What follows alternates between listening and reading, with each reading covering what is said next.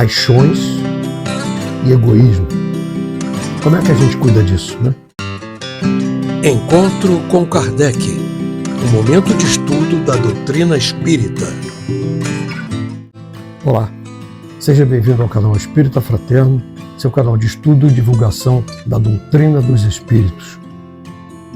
Como toda semana, nós continuamos agora o estudo do Livro dos Espíritos através do Encontro com Kardec número 80, e eu espero contar com a participação de todos até o final do estudo, para que possam, mais uma vez, adquirir mais um pouquinho de conhecimento sobre o Espiritismo. Eu sempre aconselho que faça uma prece inicial, dá uma paradinha agora no vídeo, faz uma prece, pedindo a Deus a permissão que bons espíritos possam nos acompanhar nesse momento de estudo, e depois retorna novamente para o estudo e, de preferência, assista até o fim, né? Evidentemente, eu sempre peço para não esquecer de deixar o joinha, aquelas coisas que vocês já sabem como é que é, se inscrever no canal e tudo mais. Bom, eu espero que seja de bom proveito para todos que estão aqui nos assistindo, encarnados e desencarnados. Vamos seguir em frente. Capítulo 12. Perfeição moral. Paixões. Egoísmo. Perguntas 907 a 917. Paixões. Será substancialmente mal o princípio originário das paixões, embora esteja na natureza? Não. A paixão está no excesso de que se lhe acresceu a vontade, visto que o princípio que lhe dá origem foi posto no homem para o bem, tanto que as paixões podem levá-lo à realização de grandes coisas. O abuso que delas se faz é que causa o mal. Como se poderá determinar o limite onde as paixões deixam de ser boas para se tornarem más?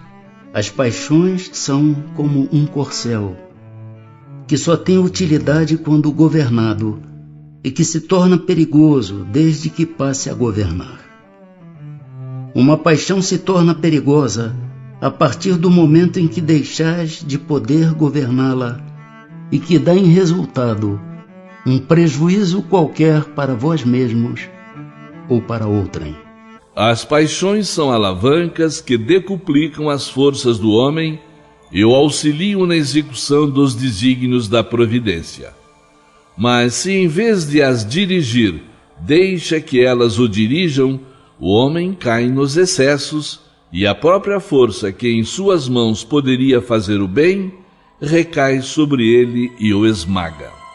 Todas as paixões têm seu princípio num sentimento ou numa necessidade natural. O princípio das paixões não é, portanto, um mal, já que repousa sobre uma das condições providenciais da nossa existência. A paixão propriamente dita é o exagero de uma necessidade ou de um sentimento. Está no excesso e não na causa, e este excesso se torna um mal, quando tem como consequência um mal qualquer. Toda paixão que aproxima o homem da natureza animal, afasta-o da natureza espiritual. Todo sentimento que eleva o homem acima da natureza animal denota a predominância do espírito sobre a matéria e o aproxima da perfeição. Nós temos aqui um sentido duplo das paixões humanas. Por um lado, as paixões são comparadas a um corcel. Corcel, vocês devem saber, é um cavalo de raça. E ele era próprio utilizado para guerras e competições, coisas do tipo, né? Quer dizer que a paixão é uma força poderosa que, se bem direcionada, pode impulsionar o indivíduo a grandes realizações. Mas se forem deixadas à mercê dos seus próprios impulsos, as paixões podem ser destrutivas, ferindo tanto aquele que está com esse sentimento quanto outras pessoas que convivem com ele. Mas, por outro lado, esse sentimento de paixão pode impulsionar o homem a cumprir os seus propósitos. São duas vertentes. Por si só, as paixões não são negativas porque elas surgem da necessidade e são sentimentos naturais. O problema está no excesso, na incapacidade de controlar esses impulsos. Quando as paixões se tornam descontroladas, elas se transformam num mal com consequências muito ruins para o indivíduo e para a sociedade. Quer um exemplo? Paixão desenfreada pelo futebol, por exemplo, que acaba por induzir a violência. O caso da paixão por determinada corrente político-partidária, que acaba radicalizando e também induzindo a violência ou a corrupção. E por aí vai, tantas outras, né? Poderia sempre o homem, pelos seus esforços, vencer as suas más inclinações? Sim, e frequentemente fazendo esforços muito insignificantes. O que lhe falta é a vontade. Há quão poucos dentre vós fazem esforços. Pode o homem achar nos espíritos eficaz assistência para triunfar de suas paixões? Se o pedir a Deus e ao seu bom gênio com sinceridade, os bons espíritos lhe virão certamente em auxílio, porquanto é essa a missão deles. Não haverá paixões tão irresistíveis e tão vivas que a vontade seja impotente para dominá-las? Há muitas pessoas que dizem, quero, mas a vontade só lhes está nos lábios. Querem, porém muito satisfeitas ficam que não seja como querem. Quando o homem crê que não pode vencer as suas paixões, é que seu espírito se compraz nelas, em consequência da sua inferioridade. Compreende a sua natureza espiritual, aquele que as procura reprimir. Vencê-las é para ele uma vitória do espírito sobre a matéria. Qual o meio mais eficiente de combater-se o predomínio da natureza corpórea? Praticar a abnegação. A chave para uma vida equilibrada e feliz consiste em dominar as paixões, canalizando a energia para fins construtivos e evitando os excessos que podem levar ao sofrimento. Objetivamente falando, é o equilíbrio como solução e que é fundamental para dominar as paixões. O excesso é um problema, porque a paixão descontrolada é fonte do mal, certamente. É fundamental a prática da razão e da autodisciplina para uma vida melhor, não é isso? Existe uma ferramenta essencial que, infelizmente, a maioria das pessoas não pratica. Sabe o que é? A prece. A prece a Deus, pedindo equilíbrio de suas emoções e pedindo que ajude no esforço de não ser egoísta, ou ao menos de diminuir o sentimento de egoísmo. Mas deve ser um pedido sincero, íntimo, não é? O egoísmo. Dentre os vícios, qual que se pode considerar radical? Temo-lo dito muitas vezes. O egoísmo. Daí deriva todo o mal. Estudai todos os vícios e vereis que no fundo de todos há egoísmo. Por mais que lhes deis combate, não chegareis a extirpá-los, enquanto não atacardes o mal pela raiz, enquanto não lhe houverdes destruído a causa. Tendam, pois, todos os esforços para esse efeito, porquanto aí é que está a verdadeira chaga da sociedade. Quem quiser, desde esta vida, ir aproximando-se da perfeição moral, deve expurgar o seu coração de todo sentimento de egoísmo, visto ser o egoísmo incompatível com a justiça, o amor e a caridade. Ele neutraliza todas as outras qualidades.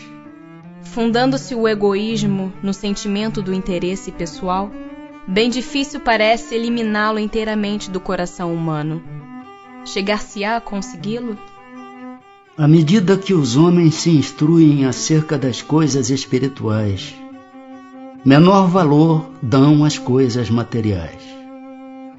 Depois, necessário é que se reformem as instituições humanas que o entretêm e excitam. Isso depende da educação. Por ser inerente à espécie humana, o egoísmo não constituirá sempre um obstáculo ao reinado do bem absoluto na Terra? É exato que no egoísmo tendes o vosso maior mal. Porém, ele se prende à condição inferior dos espíritos encarnados na Terra e não a humanidade mesma.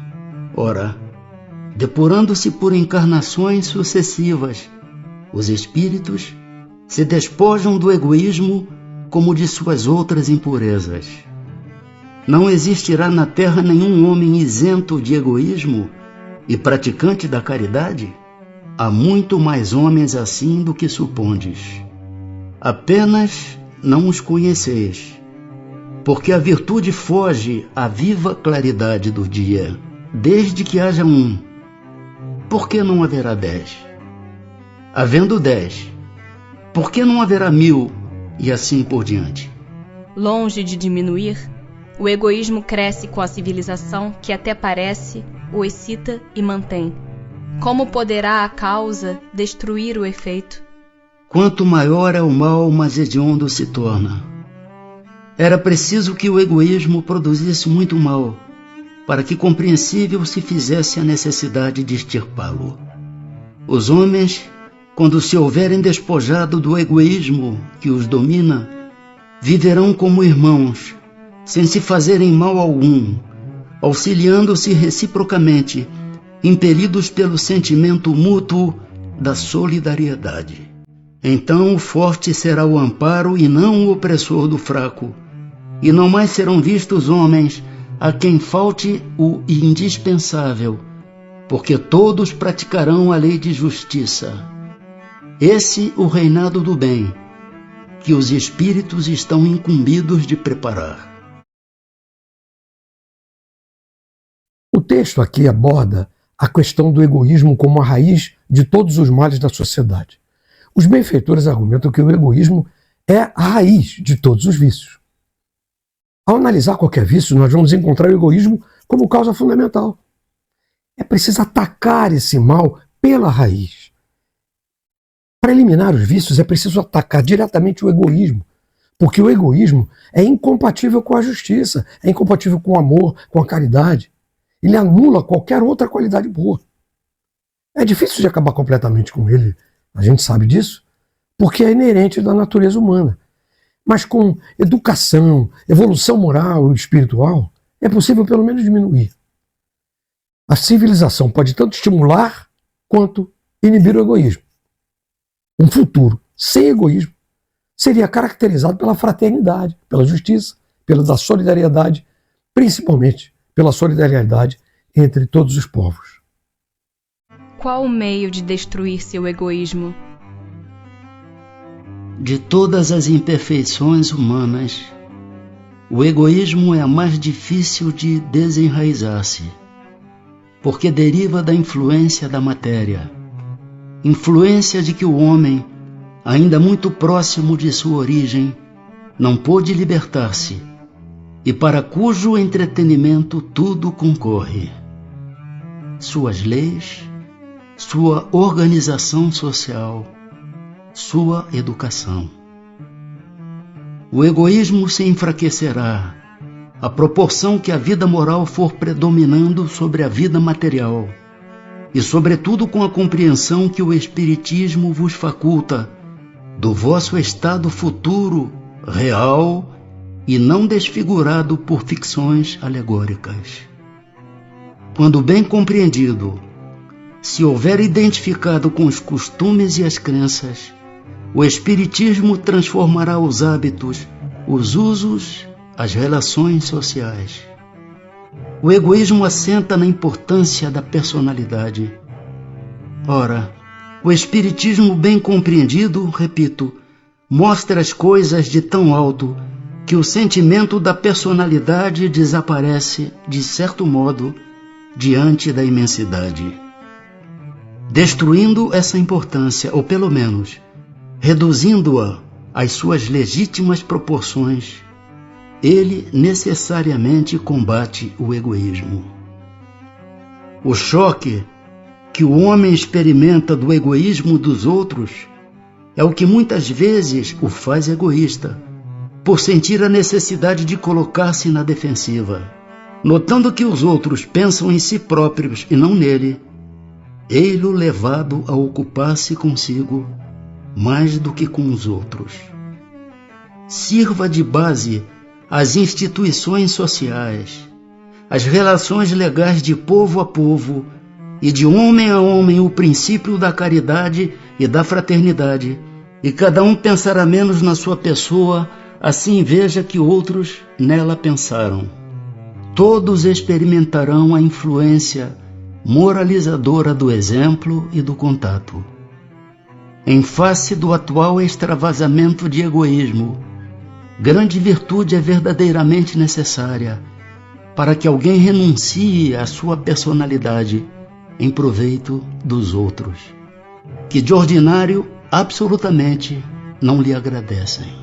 Principalmente para os que possuem essa virtude é que o reino dos céus se acha aberto.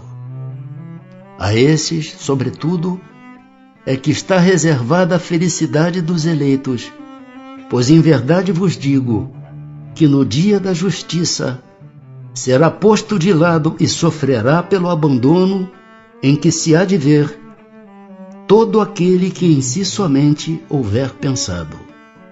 Fénelon.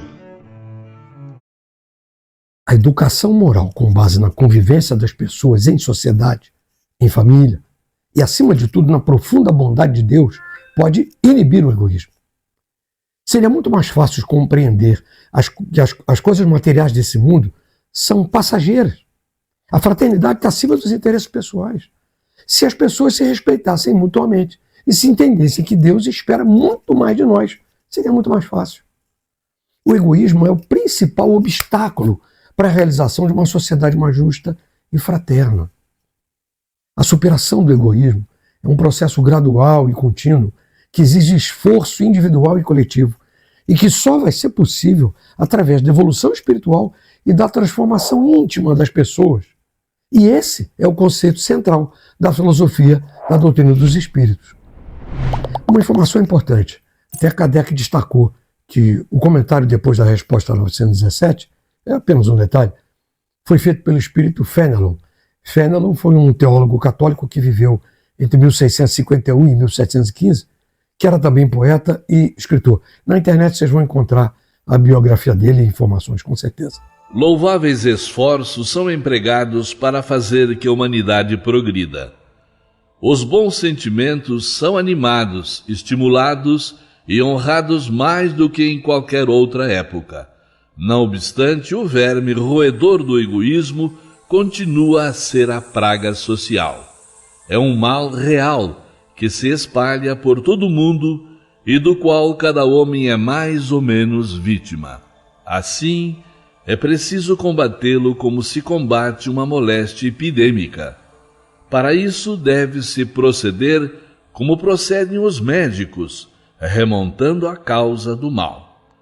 Que se procure em todas as partes do organismo social, da família aos povos, da choupana ao palácio, todas as causas, todas as influências, patentes ou ocultas, que excitam, alimentam e desenvolvem o sentimento do egoísmo. Conhecidas as causas, o remédio se apresentará por si mesmo. Só restará então combatê-las, se não todas ao mesmo tempo, pelo menos parcialmente, e o veneno pouco a pouco será eliminado. A cura poderá ser demorada, porque numerosas são as causas, mas não é impossível. Contudo, ela só se obterá se o mal for cortado pela raiz, isto é, pela educação, não por essa educação que tende a fazer homens instruídos, mas pela que tende a fazer homens de bem. Bem entendida, a educação constitui a chave do progresso moral. Quando se conhecer a arte de manejar os caracteres, como se conhece a de manejar as inteligências, poder-se-á endireitá-los como se faz com as plantas novas. Mas essa arte exige muito tato, muita experiência e profunda observação. É grave erro acreditar que baste o conhecimento da ciência para exercê-la com proveito. Quem quer que acompanhe o filho do rico, assim como o do pobre, desde o instante do nascimento, e observar todas as influências perniciosas que atuam sobre eles em consequência da fraqueza, da incúria e da ignorância dos que os dirigem, e como falham quase sempre os meios empregados para moralizá-los, não poderá admirar-se de encontrar tantas imperfeições no mundo. Faça-se com o moral o que se faz com a inteligência, e ver-se-á que, se há naturezas refratárias, também há, em maior número do que se pensa, as que apenas reclamam boa cultura para produzir bons frutos. O homem quer ser feliz e esse sentimento é muito natural. Por isso ele trabalha incessantemente para melhorar a sua posição na terra. Procura as causas de seus males a fim de remediá-los.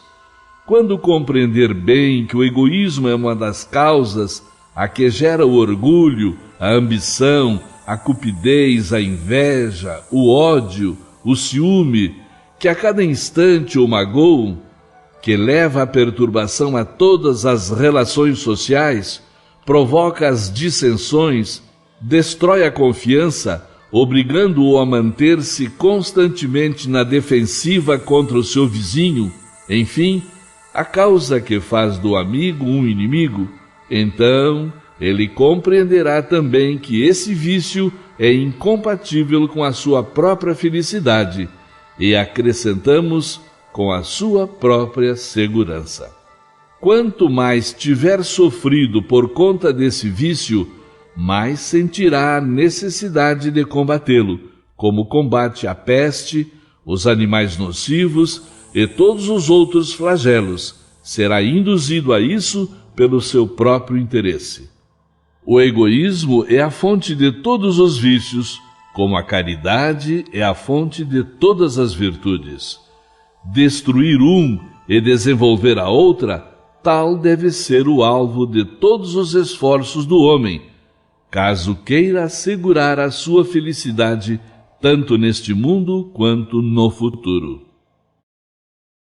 De uma forma geral, nessa sessão sobre o egoísmo, os benfeitores espirituais nos mostram que este egoísmo é o fundamento de diversos males da humanidade. Para combater, ou pelo menos diminuir o egoísmo, é preciso identificar e eliminar as causas que deixam que ele exista, desde a família até as instituições sociais. O egoísmo é um mal, tipo uma epidemia, que se espalha por toda parte e afeta as pessoas de todas as classes sociais. A educação é ferramenta fundamental para a mudança moral. É preciso ensinar as pessoas a serem boas, não somente a terem instrução, serem bem informadas. É importante observar o desenvolvimento moral nas crianças, nos jovens, para identificar as influências negativas e desenvolver os métodos eficientes dessa educação. Quando a humanidade perceber que o egoísmo gera ódio, discórdia, inveja, ciúme, tudo isso que a gente conhece, vai ter o real conhecimento de que ele é incompatível com a verdadeira felicidade. E aí sim, pode ser que ele seja diminuído.